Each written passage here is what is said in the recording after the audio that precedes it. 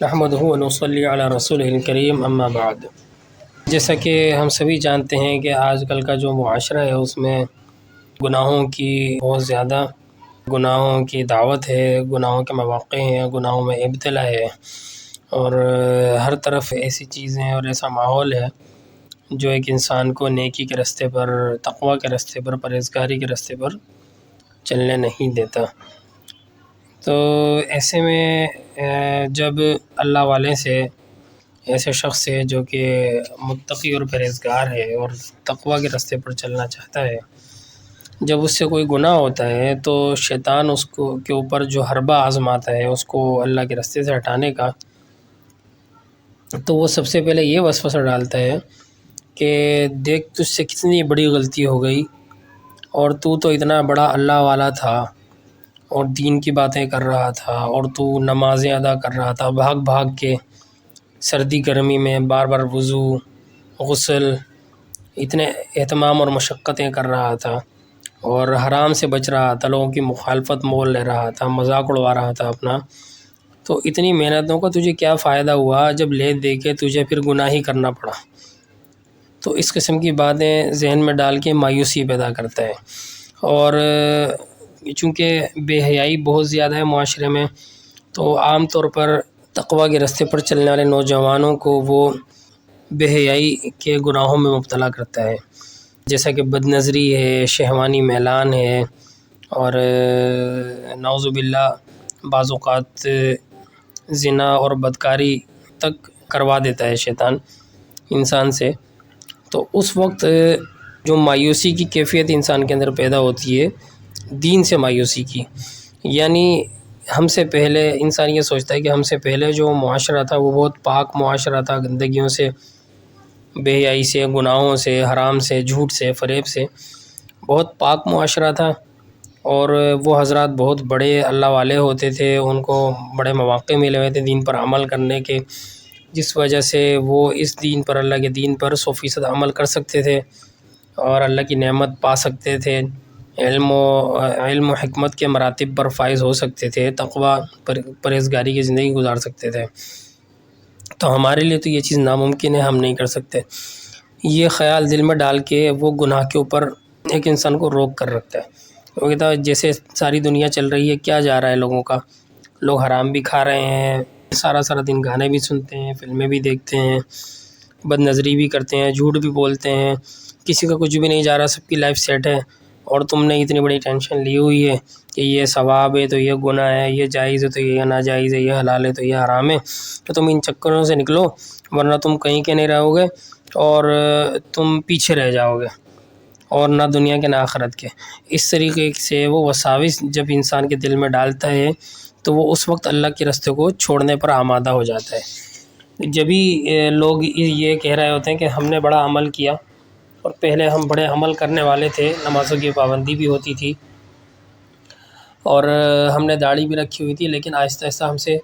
سب چھوٹ گیا۔ تو اس کے پیچھے جو ریزن ہوتے ہیں نا، جب وہ کھل کر بات کرتے ہیں، وہ ریزن یہی آتے ہیں کہ جب ان سے غلطیاں ہوتی تھیں تو اس وقت ان کے اندر مایوسی پیدا ہوتی تھی، اس مایوسی نے کام دکھایا، اور انہوں نے آہستہ آہستہ جو تھوڑی بہت نیکی نصیب ہوئی تھی اس کو بھی چھوڑ دیا، اور وہ جیسا کہ سیلاب، معاشرے کا سیلاب بہہ رہا تھا تو اس کے ساتھ ہی بہنے لگے، مقابلہ نہیں کیا۔ تو بھائی سب سے پہلی چیز تو مقابلہ کرنا ہوتا ہے اپنے ماحول سے، اپنے حالات سے، اپنے نفس سے، شیطان سے، ارد گرد کے لوگوں سے، اپنوں سے، پرایوں سے۔ یہ ایک راستہ ایسا ہے، اللہ کا راستہ ایسا ہے کہ اس کے اوپر جو شخص اپنے معاشرے سے مقابلہ کرنے کی ہمت نہیں کرتا اور مخالفت مول نہیں لے سکتا، وہ اللہ کے راستے پر نہیں چل سکتا۔ تو جب گناہ ہو جائے انسان سے تو اس کو توبہ کرنے میں اور استغفار کرنے میں دیر نہیں کرنی چاہیے۔ یہ بنیادی بات ہے جس کو یاد رکھنا ضروری ہے۔ کتنا ہی بڑا گناہ ہوگا، یہاں تک کہ شراب پی لی اور زنا تک نعوذ باللہ اگر کسی نے کر لیا، اگلے ہی لمحے سے وہ خود کو پاک کرے اور فوراً اللہ کی طرف لوٹے۔ جتنا دیر کرے گا شیطان اس کو غلط راستے پر اتنا ہی پکا کرے گا، کیونکہ غلط راستے پر چلا گیا ہے، غلط ہاتھوں میں چلا گیا ہے، جتنا رکے گا اتنے وہ مضبوط ہوں گے، شیاطین مضبوط ہوں گے، اتنا ان کا تسلط بڑھے گا، اور وہ پھر صحیح راستے کی طرف آنے نہیں دیں گے، وہ سارے تعلقات جو اچھے بنے تھے وہ سب کو کاٹ دیں گے۔ کہیں کا نہیں رہے گا۔ تو اس چیز کا خیال رکھنا ضروری ہے۔ کتنا ہی بڑا گناہ ہو جائے، توبہ کرنے میں دیر نہیں کرنی، استغفار کرنے میں دیر نہیں کرنی، نیکی کام بڑھ چڑھ کر کرنا ہے۔ توبہ کی حقیقت اللہ کی طرف لوٹنا ہے، توبہ کا معنی لوٹنا ہے، اور لوٹنے میں عاجزی ضروری ہے، معافی کا مانگنا، اعتراف قصور، جیسا کہ بابا آدم علیہ الصلاۃ والسلام اور اماں حوا سے جب غلطی ہوئی تھی تو ان کے الفاظ کیا تھے؟ فتلقى آدم من ربه کلمات فتاب علیہ۔ وہ کلمات کیا تھے؟ ربنا ظلمنا انفسنا وان لم تغفر لنا وترحمنا لنكونن من الخاسرین۔ اے ہمارے رب، ہم نے اپنی جانوں پر ظلم کر لیا، اپنے ساتھ ناانصافی کر لی، اپنا نقصان کر لیا۔ وان لم تغفر لنا، اور اگر تو نے ہمیں بخشا نہیں، وترحمنا، اور اگر تو نے ہم پر مہربانی نہیں کی، لنکونن من الخاسرین، تو ہم نقصان اٹھانے والوں میں سے ہو جائیں گے۔ وہ لوگ جو نقصان کے راستے پر چلتے ہیں ہم بھی ویسے ہی ہو جائیں گے، تو ہمیں معاف فرما دے۔ سب سے پہلے اعتراف، توبہ کی بنیاد قصور کا اعتراف، شرمندہ ہو جانا، یہ پہلا اسٹیپ ہے۔ دوسرا اسٹیپ ہے معافی مانگنا کہ یا اللہ میں نے جو گناہ کیا تھا تو مجھے معاف فرما دے، اور اپنی تذلیل اور اللہ کی بڑائی، اللہ کی عظمت، اپنی تذلیل، بہت چھوٹا ہوں یا اللہ، بہت کمزور ہوں، بہت کمینہ ہوں، بہت کم ہمت ہوں، اور غلطی کرتا ہوں، اور اپنی کمیوں کا اعتراف کرے کہ میں بچ سکتا تھا یا اللہ میں نہیں بچا، میں نے برائی کی اور میں نے تجھے ناراض کیا، بہت شرمندہ ہوں، معافی چاہتا ہوں، مجھے معاف فرما دے۔ اگر تو نے معاف نہیں فرمایا تو میں کہاں جاؤں گا؟ میرا تیرے سوا ہے کون؟ میں تو تیرے راستے پر ہوں، میں شیطان کے راستے پر نہیں ہوں، نہ میں چلنا چاہتا ہوں۔ شیطان نے مجھ سے غلطی کروا دی، لیکن میں شیطان کا بندہ نہیں ہوں، میں بندگی تیری ہی کروں گا۔ میں شیطان پر لعنت بھیجتا ہوں، اعوذ باللہ من الشیطان الرجیم، تو مجھے بخش دے، تو مجھے قبول فرما لے۔ تو اللہ کی طرف متوجہ ہو جانا، شرمندگی، اعتراف قصور اور معافی کے ساتھ، یہ توبہ ہے۔ اور اس میں مبالغہ کرے، آگے بڑھے، روئے، شرمندہ ہو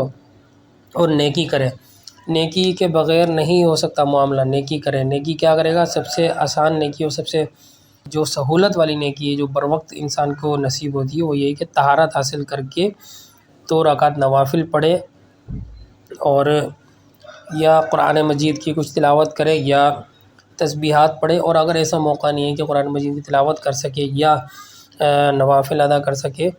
تو فوری طور پر اللہ کے پاک ناموں کی تسبیح کرے، اللہ کی تسبیح بیان کرے، سبحان اللہ العظیم، سبحان ذی الملک والملکوت، سبحانک اللہم وبحمدک، اور سبحان اللہ والحمد للہ ولا الہ الا اللہ واللہ اکبر، اور لا الہ الا اللہ وحدہ لا شریک لہ لہ الملک وله الحمد وهو علی کل شیء قدیر، اور ربنا ظلمنا انفسنا دعائیں ہیں، اور لا الہ الا انت سبحانک رب اغفر وارحم وانت خیر الراحمین۔ غرض اللہ کا ذکر اور استغفار کی جو صیغے ہیں اور درود شریف، اس کا اہتمام کرے۔ کچھ نہیں کر سکتا تو کم از کم 33 مرتبہ سبحان اللہ، الحمدللہ، اور 34 مرتبہ اللہ اکبر پڑھ کے تسبیح مکمل کرے، اور استغفار پڑھے، استغفر اللہ ربی من کل ذنب واتوب الیہ، اللہ سے معافی مانگے۔ ذکر شروع کر دے فوراً، اور نماز کا وقت ہو جائے تو پہلے سے بھی زیادہ اہتمام کے ساتھ نماز ادا کرے، خوب اچھی طرح وضو کر کے، مسواک کر کے، خوشبو لگا، با جماعت صف اول میں پہلے سے بھی اچھی اور اہتمام کے ساتھ نماز ادا کرے، اور اگر وسعت رکھتا ہے تو فوری طور پر کچھ نہ کچھ مال صدقہ کر دے، کچھ روپیہ صدقہ کر دے، جتنی حیثیت ہو، کوئی 1,00,000 والا ہے، کوئی 1,000 والا ہے، کوئی 100 والا ہے، کوئی 10 روپے والا ہے، غرض جس کی جو حیثیت ہے، 100 روپے، 500 روپے، 1,000 روپے، 10,000، 50,000، 1,00,000، اللہ کے راستے میں، اللہ کے دین کی سربلندی کے لیے، اور وہ لوگ جو دیندار ہیں لیکن کمزور حیثیت والے ہیں، غریب ہیں، ان کی کفالت کے لیے مال کو فوری طور پر خرچ کرے۔ تو ان نیکیوں کا فوری اہتمام کرے اور استغفار کرتا جائے، تو اللہ تعالیٰ کا یہ ارشاد ہے قرآن مجید فرقان حمید میں کہ الا من تاب وآمن وعمل عملا صالحا فاولئک یبدل اللہ سیئاتہم حسنات۔ تو جس نے یہ کام کر لی کہ توبہ کر لی، اللہ کی طرف لوٹا اور اعمال صالحہ کیے، تو اس کے لیے یہ پروانہ ہے کہ اللہ تعالیٰ اس کے گناہوں کو نیکیوں سے تبدیل کر دے گا، گناہ دور کر کے اس کی جگہ نیکیاں کر دے گا۔ تو گناہ دور کرنے کے لیے نیکیوں کا ہونا ضروری ہے۔ یبدل اللہ سیئاتہم حسنات، حسنات ضروری ہے۔ اس لیے اصول یہ ہے کہ حسنات میں فوراً لگے۔ جس کو اپنی توبہ قبول کروانی اور اللہ کی مغفرت چاہیے وہ یہ اصول یاد رکھے، اللہ کی طرف سے مقرر کردہ، کہ وہ حسنات میں فوراً لگ جائے،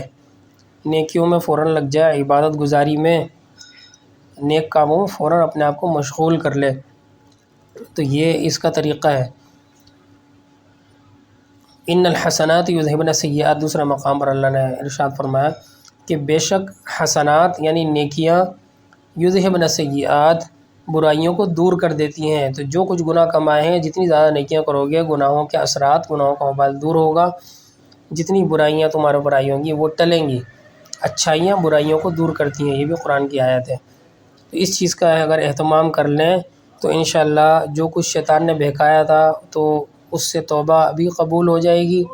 رستے میں دوبارہ بھی چل پڑے گا، انشاءاللہ پہلے زیادہ ترقی کرے گا، اور آئندہ بھی اگر کوئی غلطی ہوتی ہے